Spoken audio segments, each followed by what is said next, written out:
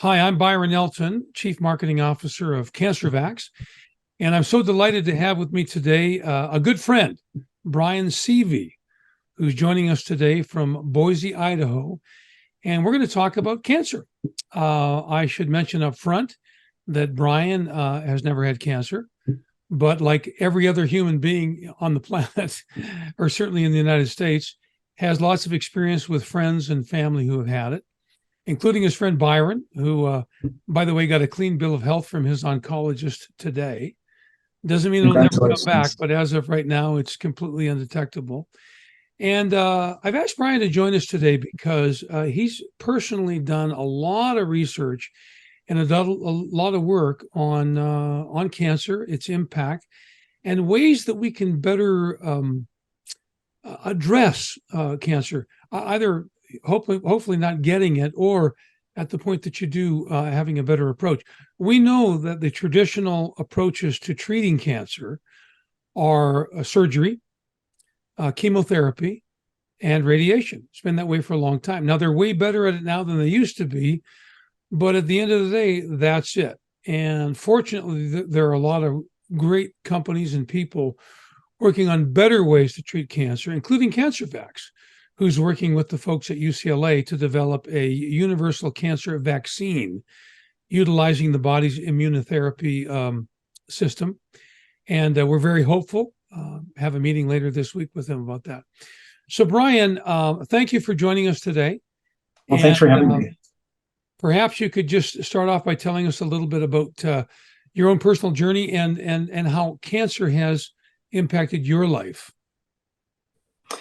Yeah, so my journey, my health journey has been really interesting over the past 12 or 13 years. I was generally healthy and avoided anything major in my life. But when I was approaching my late 40s, I didn't feel well, Byron.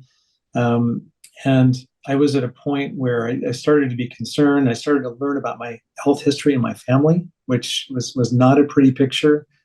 And so I started searching for answers, or at least listening more and thinking, prioritizing that in my life. And I remember one of the things that really stands out in my mind is I saw a Facebook post from a friend, and in his post he said, "I got my diagnosis." And it was a cancer diagnosis. But the way he worded it just really disturbed me. And it just kind of ate at me like, what is it about how he said that? Why did that really get to me? And I think what really bothered me, still bothers me about, is that he had a very deterministic mindset. Like, like all of us are just waiting for our diagnosis, like it's going to happen. And so I started thinking about, okay, well, when do I get mine? You Mm. know, and then I had a friend, a good friend, who was diagnosed with stage 4 renal cancer. And again, any stage 4 diagnosis is like that's a serious thing. He went to Stanford for treatment, and he told me the first thing they told him to do was immediately get on a whole food plant based diet. Oh. So that was like, okay, well why? And um, and the other thing he taught me at that point is that he said I've learned that everyone has cancer growing in their body every day, and that but a healthy immune system will just keep that in check.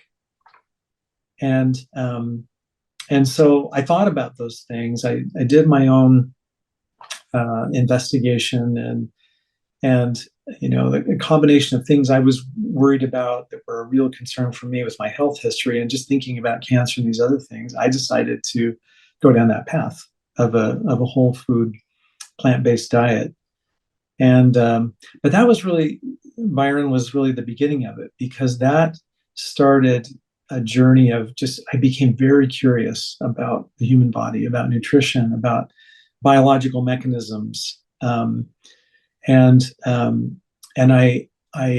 it kind of surprised me, and maybe family members, because I really dove into this, became fascinated with it. And I read everything I could get my hands on and just started to learn about these things. And it's interesting because it wasn't long after that that a very close relative of mine um, got a stage 4 diagnosis. This is your brother-in-law, right? This is my brother-in-law. Yeah. Yeah. And so now this is someone that's even closer to me with a really serious diagnosis. And then they asked me, they said, "Hey, you've been doing this. I need your help. Like, how do I do this whole food plant-based thing?"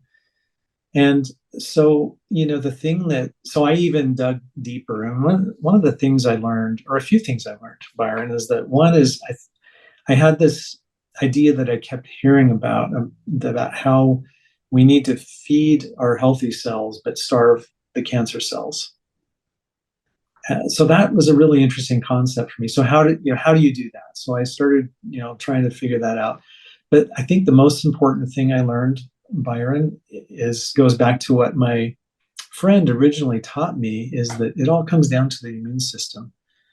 That having a healthy immune system is ultimately what is going to kill that cancer and eradicate that cancer. And so that's how I started to tie these things together. That, yeah, nutrition is good for nutrition's sake, but ultimately, those nutrients from a whole food plant-based diet feed gut bacteria, which help fuel a healthy immune system. Everything's connected in this symbiotic relationship. I learned about exercise. That exercise actually helps your immune system be more effective at targeting and killing cancer and other disease. I learned about these other pathways of inflammation and things like that. And so these ideas started to coalesce about, well, how can you strengthen healthy cells in your body with nutrition, and then how can you starve the monster? How can you and I learned about how, cancer cells love sugar and they love certain animal proteins or certain amino acids that are abundant in animal foods. And so, that was really interesting, just to learn about that. So I'll stop talking, but that's really how, that was really what triggered that curiosity, that passion. And, I hope that some of the things I've been able to share have helped, Yeah. but it's certainly impacted, me directly, and what I do and what I share with other people, and in conversations just like that, just sharing little things that help people connect the dots, that that what I eat, how I live, affects my immune system. Yeah. Well, we'd all agree that of all the dynamics that go into helping, good friends are really important. Family members for sure. Yeah. Now, I have to say, and I hope I'm not embarrassing you, you actually, this gentleman you're talking about, you actually invited him to come and live with you, didn't you? I mean, at that point, hadn't they kind of said to him, "Look, get your life in order because you're not going to be around for much longer"? And didn't he actually come and live with you guys? Yeah.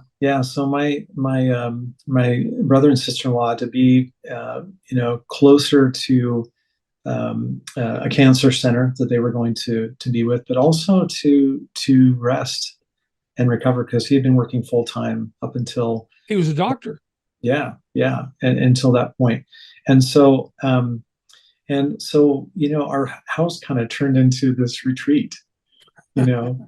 And my sister, who was at first getting advice from me about how to cook, whole food plant-based meals, became like a chef. Like, she was just preparing all these amazing meals, and the whole experience, just being able to take walks and to relax, and even some meditations and things like that, that I think in the whole, those things really help our body do its job, in healing. That's wonderful. Well, you mentioned one thing that I'd like to just, and then we'll wrap this up, but the whole concept of utilizing the body's own very unique immunotherapy system, right?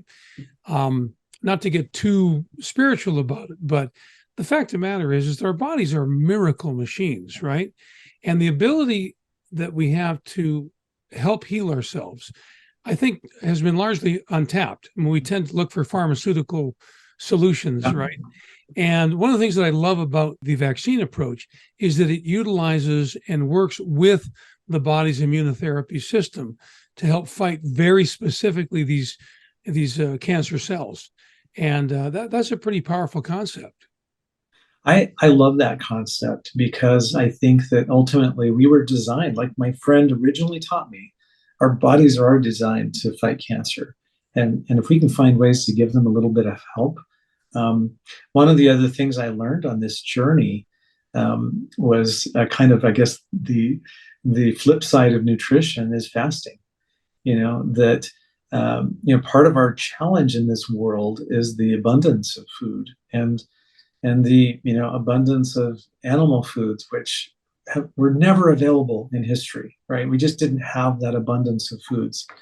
But one of the things I've learned is that fasting not only helps your body heal in general, but yeah, and when you're fasting, it even on shorter fasts, it will start to clean house, right, including Yeah. cancer cells.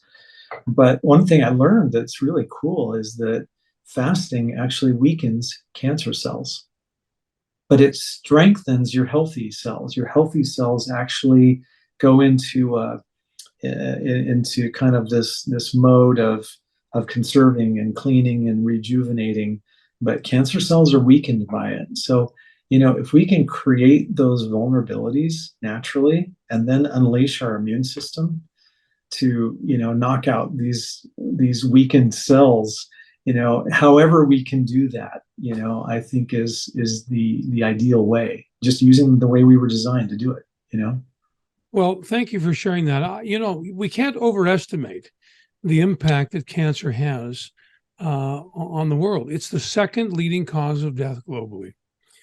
And so much of it can be prevented, we know, from behavior and lifestyle. But even at the point that we do get it, it's exciting to be involved at a time when really smart people are looking for better ways to treat cancer, other than let's go in and cut you open, let's poison you and hope we kill all the cancer and not you, and then radiation. And but very quickly before we let you go, how's your friend doing? He's doing really well. Like he fully recovered. This is the friend that had the stage 4 renal cancer. Yeah. Fully recovered. He did his part. He did respond to some treatments that were unique to his cancer.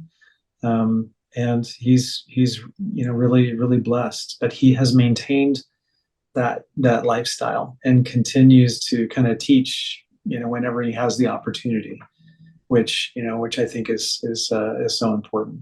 Well, perhaps on another occasion we could have him as a guest. Yeah, I think that'd be great. That'd be great. But I think the other thing is, I think back to that original Facebook post. I'm now at a point where I have so much more hope. I'm not waiting for my diagnosis. Yeah. But even if it comes, I think that there's so much more hope now that we understand a lot more about the body. We understand about how we can harness our body's own capabilities to fight this stuff. And so I think I hope that deterministic mindset is going away. This is not inevitable. Yeah. And even if we get a diagnosis, that doesn't mean that there's this inevitable tragic death sentence. Yeah. Yeah, exactly. Well, thank you, Brian. We've been talking with Brian Sevy about his own personal experience with cancer and with friends and family. And for more information about CancerVax and our efforts with UCLA to develop a universal cancer vaccine, please visit us at cancervax.com. And thanks for joining us. Thank you, Brian. Thank you.